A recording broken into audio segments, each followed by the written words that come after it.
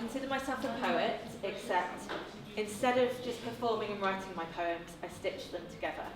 I'm also someone who has suffered from poor mental health in the past, and those two things might not seem related, and they might not seem to have a lot to do with craftivism. Well, I think they've got a lot to do with craftivism, because when you're suffering with mental health, what you need is gentleness. That's why I'm doing this project, which is called either Apothecare, which means the place where things are laid down, and it's like an apothecary and medicine cabinet. It's also known as Secrets of Self-Preservation. So it's like a travelling medicine cabinet that's travelled here today, and it starts conversations about better mental health in a very simple way. I get participants to stitch one way they've taken good care of themselves that week, or one way they could have taken better care of themselves. I like to expand and magnify textile processes, so any kind of craft process. And I've chosen words today because I find words really powerful, and I think when you start doing these activities, people will share things with you. I've had occasions where people will share all kinds of really personal memories and heartfelt stories. Today we're doing some hole punching. Other activities I've done use stickers. Everyone could apply a sticker. But the act of an accumulative gesture, like repeating something over and over again, just like you would with craft, it still helps you to get that slowing down of process. You're still engaging with an activity, you're still having that discussion, but you don't have to necessarily be taught the skills to do it to begin with.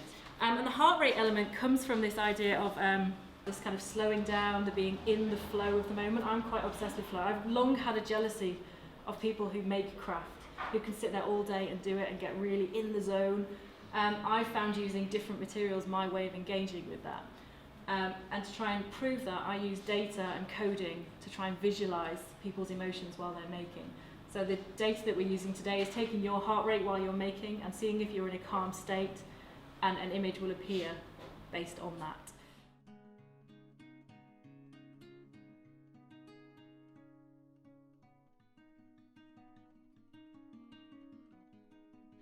So I'm Sarah Corbett, I run the Craftivist Collective. So I wanted to not just have aggressive activism that I didn't always agree with, demonising people. I wanted to also make sure that in the world we had little things that provoked conversations, that got people thinking, rather than just screaming at them saying, do this. So all my activism tries to be much more gentle, much more conversational, so provoking thought rather than preaching at people. It's all very small and pretty and beautiful rather than big and brash, but it might be small bits of street art like this.